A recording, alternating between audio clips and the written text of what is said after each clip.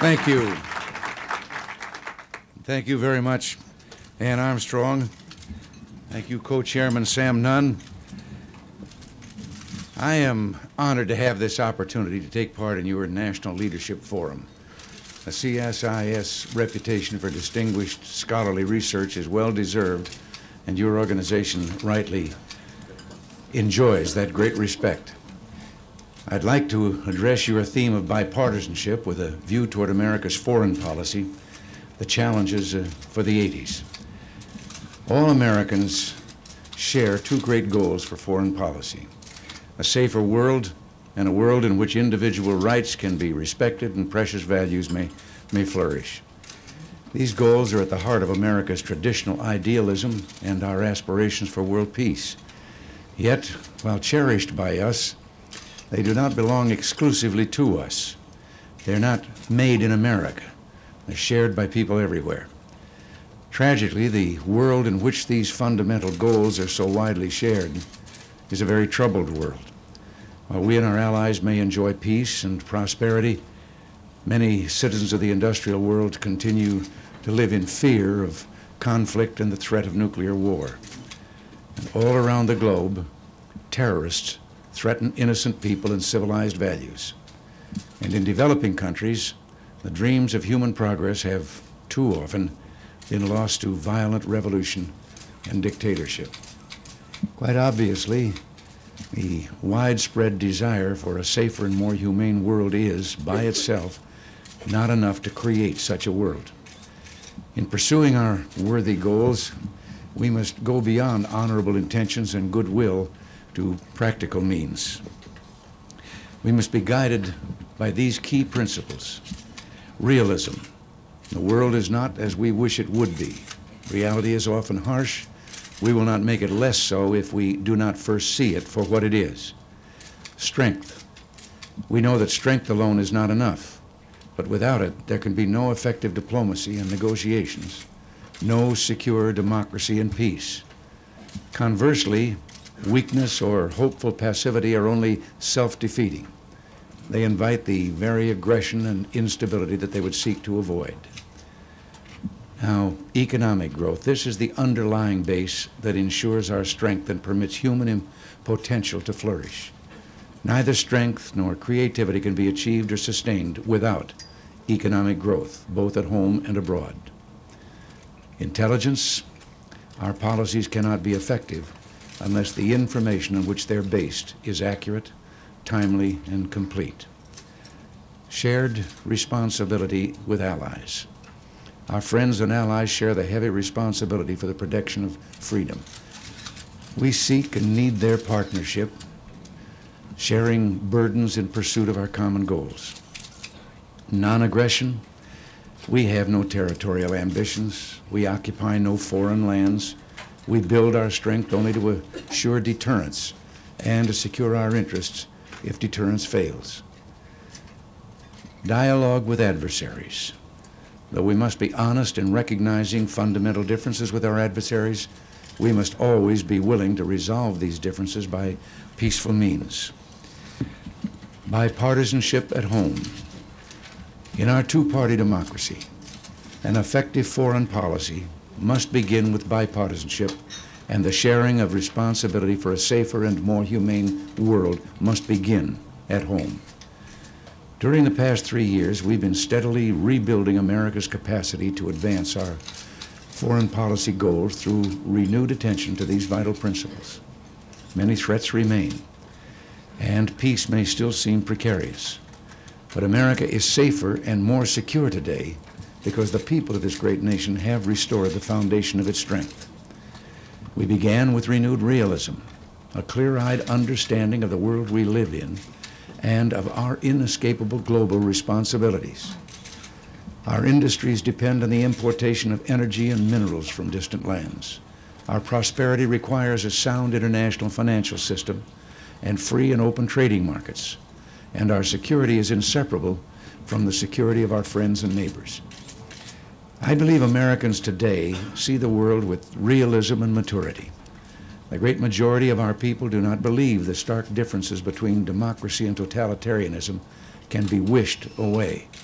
They understand that keeping America secure begins with keeping America strong and free.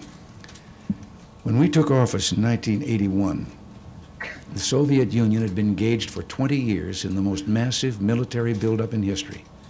Clearly, their goal was not to catch us, but to surpass us. Yet the United States remained a virtual spectator in the 1970s, a decade of neglect that took a severe toll on our defense capabilities. With bipartisan support, we embarked immediately on a major defense rebuilding program. We've made good progress in restoring the morale of our men and women in uniform, restocking spare parts and ammunition, replacing obsolescent equipment and facilities, improving basic training and readiness, and pushing forward with long overdue weapons programs. The simple fact is that in the last half of the 1970s, we were not deterring as events from Angola to Afghanistan made clear. Today we are, and that fact has fundamentally altered the future for millions of human beings. Gone are the days when the United States was perceived as a rudderless superpower, a helpless hostage to world events. American leadership is back. Peace through strength is not a slogan, it's a fact of life. And we will not return to the days of hand-wringing, defeatism, decline, and despair. We have also upgraded significantly our intelligence capabilities, restoring morale in the intelligence agencies, and increasing our capability to detect, analyze, and counter hostile intelligence threats. Economic strength, the underlying base of support for our defense buildup, has received a dramatic new boost.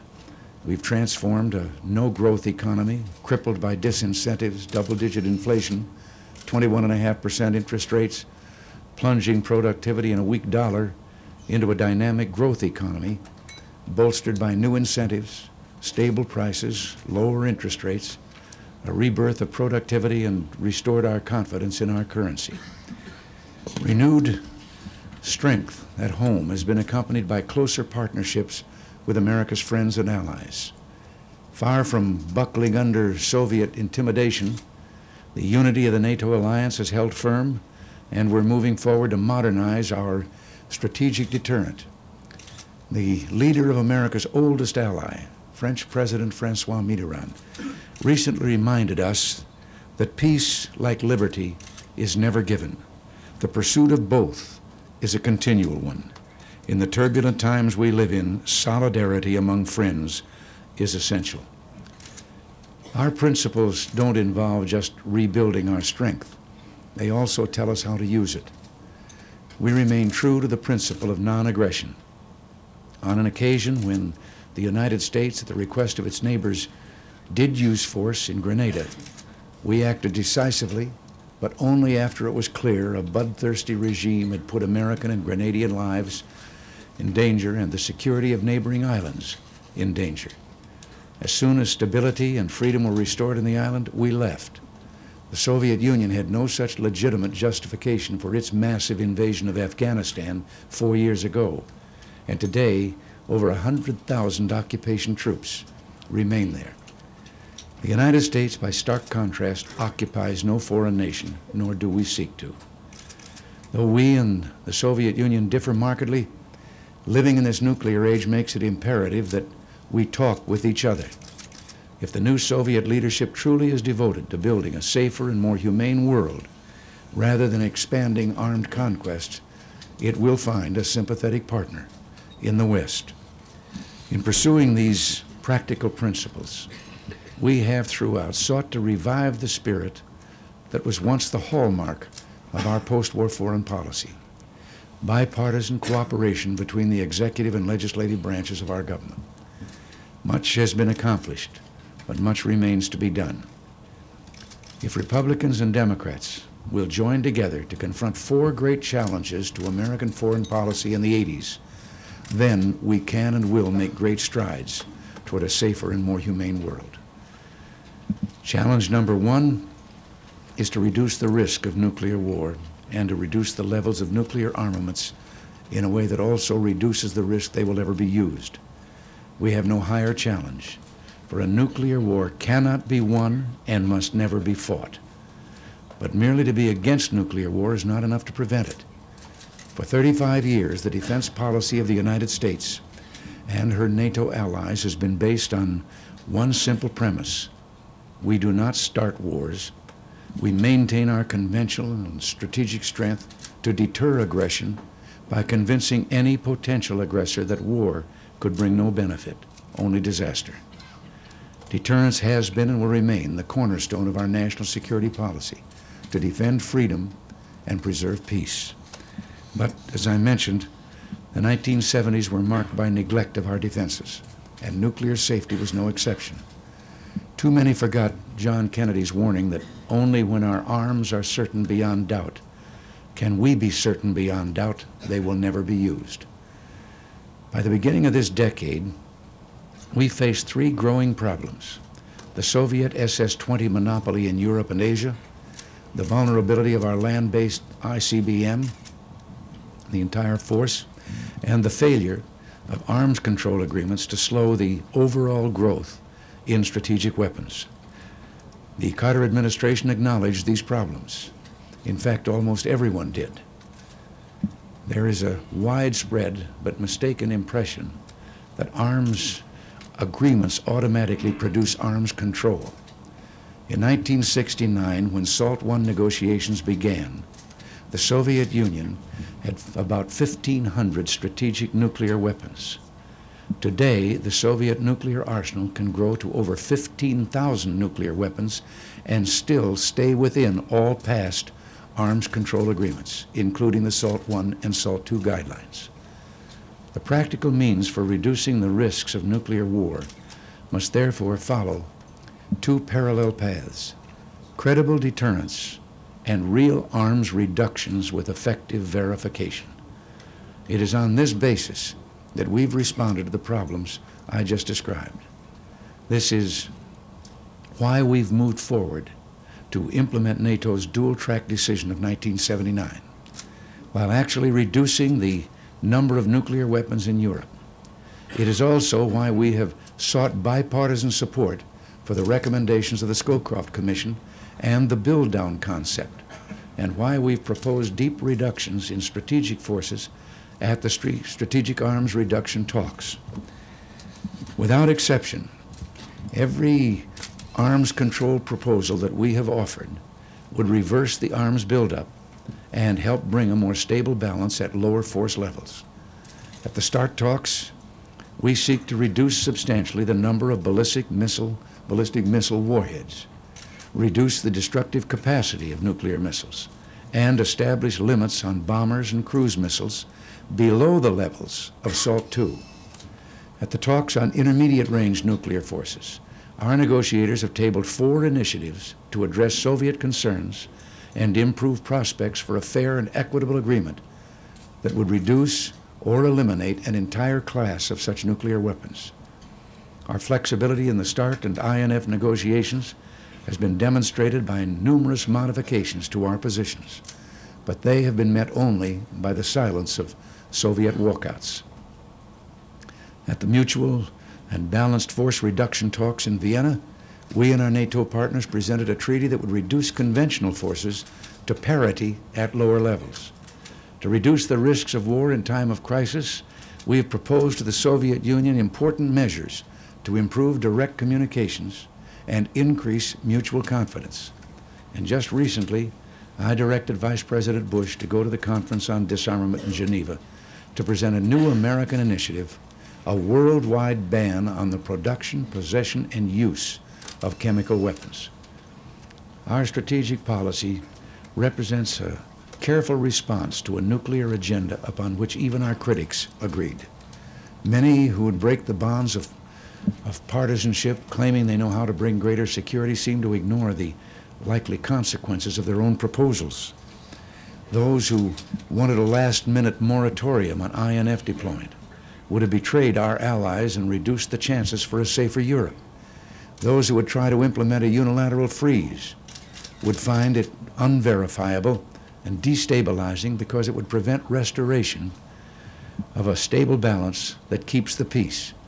And those who would advocate unilateral cancellation of the peacekeeper missile would ignore a central recommendation of the bipartisan Scowcroft report and leave the Soviets with little incentive to negotiate meaningful reductions. Indeed, the Soviets would be rewarded for leaving the bargaining table. These simplistic solutions and others put forward by our critics would take meaningful agreements and increase security much further from our grasp. Our critics can best help us move closer to the goals we share by accepting practical means to achieve them. Granted, it's easy to support a strong defense. It's much harder to support a strong defense budget. And granted, it's easy to call for arms agreements. It's more difficult to support patient, firm, fair negotiations with those who want to see how much we will compromise with ourselves first. Bipartisanship can only work if both forces, both sides, face up to real-world problems and meet them with real-world solutions. Our safety and security depend on more than credible deterrence and nuclear arms reductions. Constructive regional development is also essential. Therefore, our second great challenge is strengthening the basis for stability in troubled and strategically sensitive regions. Regional tensions often begin in long-standing social, political, and economic inequities and in ethnic and religious disputes. But throughout the 1970s, increased Soviet support for terrorism, insurgency, and aggression, coupled with the perception of weakening U.S. power and resolve, greatly exacerbated these tensions. The results were not surprising. The massacres of Kampuchea, followed by the Vietnamese invasion, the Soviet invasion of Afghanistan, the rise of Iranian extremism, the holding of Americans hostage, Libyan coercion in Africa, Soviet and Cuban military involvement in Angola and Ethiopia, their subversion in Central America, and the rise of state-supported terrorism. Taken together, these events defined a pattern of mounting instability and violence that the U.S. could not ignore, and we have not. As with defense, by the beginning of the 80s, there was an emerging consensus in this country that we had to go do better in dealing with problems that affect our vital interests. Obviously, no single abstract policy could deal successfully with all problems or all regions.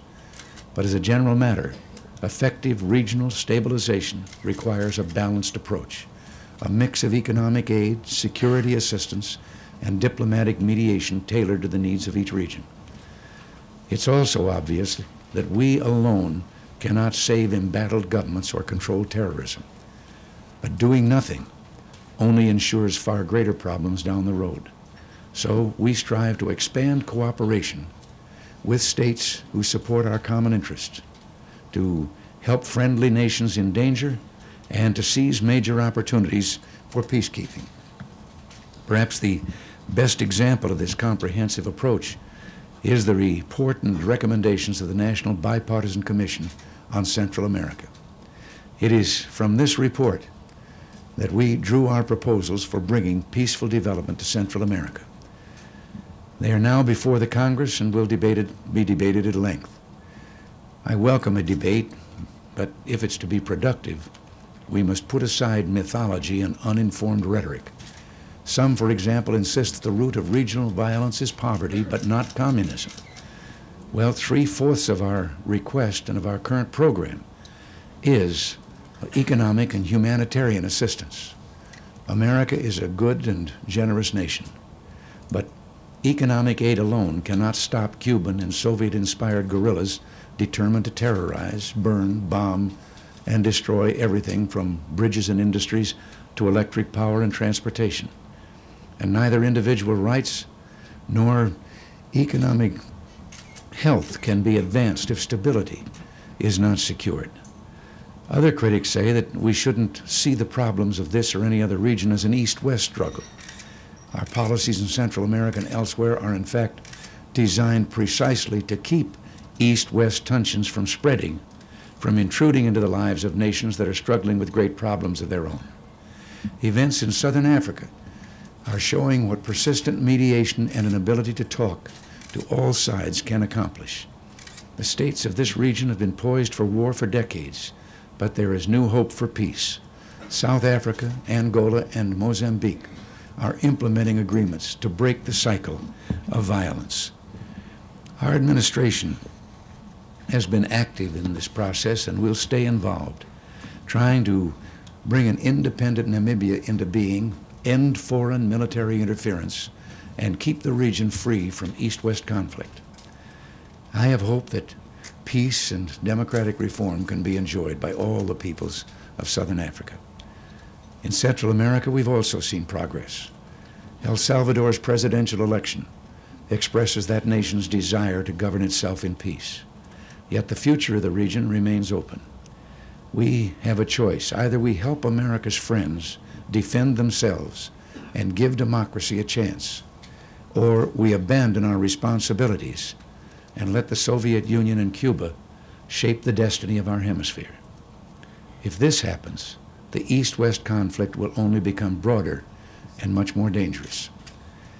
In dealing with regional instability, we have to understand how it is related to other problems. Insecurity and regional violence are among the driving forces of nuclear proliferation. Peacekeeping in troubled regions and strengthening barriers to nuclear proliferation are two sides of the same coin. Stability and safeguards go together. Now, no one says this approach is cheap, quick, or easy, but the cost of this commitment is bargain basement compared to the tremendous sacrifices that we will have to make if we do nothing or do too little. The Kissinger Commission warned that an outbreak of Cuban-type regimes in Central America will bring subversion closer to our own borders and the specter of millions of uprooted refugees fleeing in desperation to the north. In the Middle East, which has so rarely known peace, we seek a similar mix of economic aid, diplomatic mediation, and military assistance and cooperation. These will, we believe, make the use of U.S. forces unnecessary and make the risk of East-West conflict less. But given the importance of the region, we must also be ready to act when the presence of American power and that of our friends can help stop the spread of violence. I have said, for example, that we'll keep open the Straits of Hormuz, the vital lifeline through which so much oil flows to the United States and other industrial democracies. Making this clear beforehand and making it credible makes a crisis much less likely. We must work with quiet persistence and without illusions. We may suffer setbacks, but we mustn't jump to the conclusion that we can defend our interests without ever committing ourselves. Nor should other nations believe that mere setbacks will turn America inward again. We know our responsibilities and we must live up to them. Because effective regional problem solving requires a balanced and sustained approach, it is essential that the Congress give full, not piecemeal support. Indeed, where we have foundered in regional stabilization, it has been because the Congress has failed to provide such support. Halfway measures, refusing to take responsibility for means, produce the worst possible results. I'll return to this point when I discuss the fourth challenge in just a few minutes. Expanding opportunities for economic development and personal freedom is our third great challenge. The American concept of peace is more than absence of war. We favor the flowering of economic growth and individual liberty in a world of peace. And this, too, is a goal to which most Americans subscribe. Our political leaders must be judged by whether the means they offer will help us to reach it. Our belief in individual freedom and opportunity is rooted in practical experience. Free people build free markets that ignite dynamic development for everyone. And in America, incentives, risk-taking, and entrepreneurship are reawakening the spirit of capitalism and strengthening economic expansion and human progress throughout the world. Our goal has always been to restore and sustain non-inflationary worldwide growth, thereby ending for good the stagflation of the 1970s, which saw a drastic weakening of the fabric of the world economy. We take our leadership responsibilities seriously, but we alone cannot put the world's economic house in order. At Williamsburg, the industrial countries consolidated their views on economic policy. The proof is not in the communique, it's in the results. France is reducing inflation and seeking greater flexibility in its economy. Japan is slowly, to be sure, but steadily, we will insist, liberalizing its trade and capital markets. Germany and the United Kingdom are moving forward on a steady course of low inflation and moderate, sustained growth. Just as we believe that incentives are key to greater growth in America and throughout the world, so too must we resist the sugar-coated poison of protectionism everywhere it exists. Here at home, we're opposing inflationary, self-defeating bills like domestic content. At the London Economic Summit in June, I hope that we can lay the groundwork for a new round of negotiations that will open markets for our exports of goods and services and stimulate greater growth, efficiency, and jobs for all.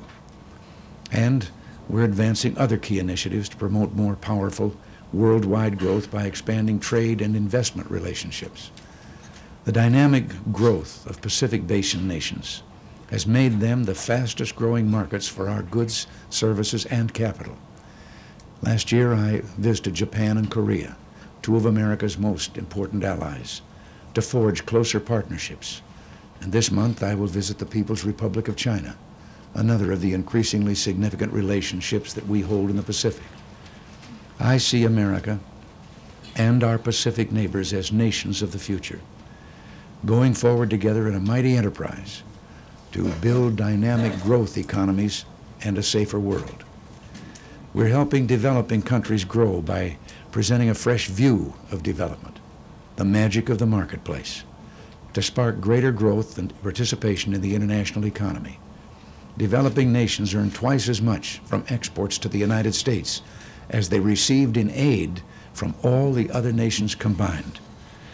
And practical proposals like the Caribbean Basin Initiative will strengthen the private sectors of some 20 sectors, or of our, I should say 20 Caribbean neighbors, while guaranteeing fairer treatment for U.S. companies and nationals and increasing demand for American exports.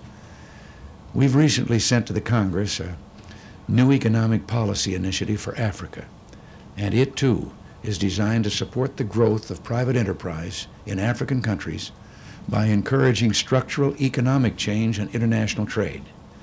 We've also asked the Congress to increase humanitarian assistance to Africa to combat the devastating effects of extreme drought.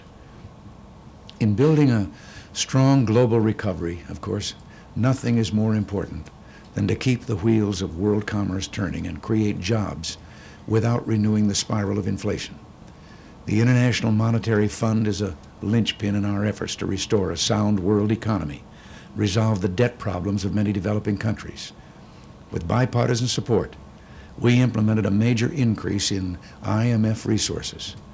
In cooperation with the IMF, we're working to prevent the problems of individual debtor nations from disrupting the stability and strength of the entire international financial system. It was this goal that brought nations of North and South together to help resolve the debt difficulties of the new democratic government of Argentina. Because we know that democratic governments are the best guarantors of human rights and that economic growth will always flourish when men and women are free, we seek to promote not just material products, but the values of faith and human dignity for which America and all democratic nations stand. Values which embody the culmination of 5,000 years of Western civilization. When I addressed the British Parliament in June of 1982, I called for a bold and lasting effort to assist people struggling for human rights. We've established the National Endowment for Democracy, a partnership of people from all walks of life dedicated to spreading the positive message of democracy. To succeed, we must oppose the doublespeak of totalitarian propaganda. And so we're modernizing the Voice of America and our other broadcasting facilities, and we're working to start up Radio Martí, a voice of truth to the imprisoned people of Cuba. Americans have always wanted to see the spread of democratic institutions, and that goal is coming closer. In our own hemisphere, 26 countries of Latin America and the Caribbean are either democracies in our conviction that freedom is not the sole possession of a chosen few, but the universal right of men and women everywhere. President Truman said, if we should pay merely lip service to inspiring ideals and later do violence to simple justice, we would draw down upon us the bitter wrath of generations yet unborn. Well, let us go forward together, faithful friends of democracy and democratic values, confident in our conviction that the tide of the future is a freedom tide.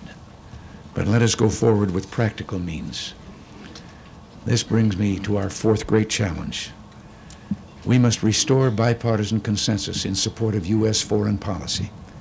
We must restore America's honorable tradition of partisan politics stopping at the water's edge. Republicans and Democrats standing united in patriotism and speaking with one voice as responsible trustees for peace, democracy, individual liberty, and the rule of law. In the 1970s, we saw a rash of congressional initiatives to limit the president's authority in the areas of trade, human rights, arms sales, foreign assistance, intelligence operations, and the dispatch of troops in time of crisis. Over 100 separate prohibitions and restrictions on executive branch authority to formulate and implement foreign policy were enacted. The most far-reaching consequence of the past decade's congressional activism is this. Bipartisan consensus building has become a central responsibility of congressional leadership as well as of executive leadership. If we're to have a sustainable foreign policy, the Congress must support the practical details of policy, not just the general goals. We have demonstrated the capacity for such jointly responsible leadership in certain areas, but we've seen setbacks for bipartisanship too. I believe that once we established bipartisan agreement on our course in Lebanon, the subsequent second-guessing about whether to keep our men there severely undermined our policy. It hindered the ability of our diplomats to negotiate, encouraged more intransigence from the Syrians, and prolonged the violence. Similarly, congressional wavering on support for the Jackson Plan, which reflects the recommendations of the National Bipartisan Commission on Central America, can only encourage the enemies of democracy who are determined to wear us down. To understand and solve this problem of joint responsibility, we have to go beyond the familiar questions as to who should be stronger, the President or the Congress. The more basic problem is, in this post-Vietnam era, Congress has not yet developed capacities for coherent, responsible action needed to carry out the new foreign policy powers it has taken for itself. To meet the challenges of this decade, we need a strong president and a strong Congress. Unfortunately, many in the Congress seem to believe they're still in the troubled Vietnam era, with their only task to be vocal critics and not responsible partners in developing positive, practical programs to solve real problems. Much was learned from Vietnam. Lessons ranging from increased appreciation of the need for careful discrimination in the use of U.S. force or military assistance to increased appreciation of the need for domestic support for any such military element or policy. Military force, either direct or indirect, must remain an available part of America's foreign policy. But clearly, the Congress is less than wholly comfortable with both the need for a military element in foreign policy and its own responsibility to deal with that element. Presidents must recognize Congress as a more significant partner in foreign policy making, and, as we've tried to do, seek new means to reach bipartisan executive legislative consensus. But legislators must realize that they too are partners. They have a responsibility to go beyond mere criticism to consensus building that will produce positive, practical, and effective action. Bipartisan consensus is not an end in itself. Sound and experienced U.S. foreign policy leadership must always reflect a deep understanding of fundamental American interests, values, and principles. Consensus on the broad goals of a safer and more humane world is easy to achieve. The harder part is making progress in developing concrete, realistic means to reach these goals. We've made some progress, but there is still a congressional reluctance to assume responsibility for positive bipartisan action to go with their newly claimed powers. We've set excellent examples with the Bipartisan Scowcroft Commission, bipartisan support for IMF funding, and the bipartisan work of the Kissinger Commission.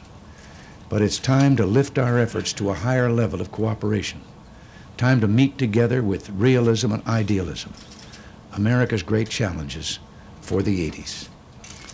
Distinguished ladies and gentlemen, we have the right to dream great dreams, the opportunity to strive for a world at peace enriched by human dignity, and the responsibility to work as partners so that we might leave these blessed gifts to our children and to our children's children. We might remember the example of a legislator who lived in a particularly turbulent era, Henry Clay. Abraham Lincoln called him my beau ideal of a statesman. He knew Clay's loftiness of spirit and vision, never lost sight of his country's interest, and that election year or not, Clay would set love of country above all political considerations. The stakes for America, for peace and for freedom, demand every bit as much from us in 1984 and beyond. This is our challenge. I can't leave without a little lighter note that maybe points to some of the intricacies of diplomacy and how seemingly small they can be. I just, in leaving, want to give you a little experience that occurred and could have been a diplomatic crisis at the recent state dinner for President Mitterrand. Nancy and the president started toward their table in the dining room with everyone standing around their tables waiting for us. Mrs. Mitterrand and I started through the tables, the butler leading us through the people, and suddenly Mrs. Mitterrand stopped. And she calmly turned her head and said something to me in French, which unfortunately I did not understand. And the butler was motioning for us to come on, and I motioned to her that we should go forward, that we were to go to the other side of the room. And again, very calmly, she made her statement to me. And then the interpreter caught up with us. She was telling me I was standing on her gown. Thank you all. God bless you.